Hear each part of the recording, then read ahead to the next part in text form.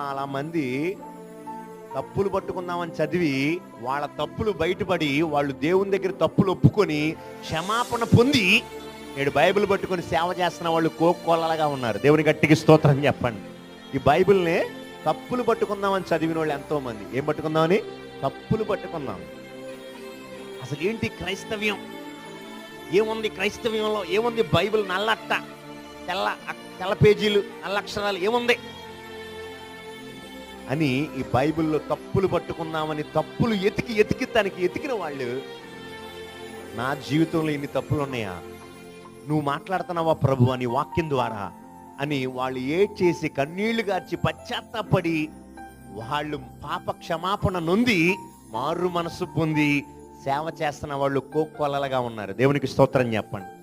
అలాంటి గ్రంథం నా పరిశుద్ధ గ్రంథం. హల్లెలూయా.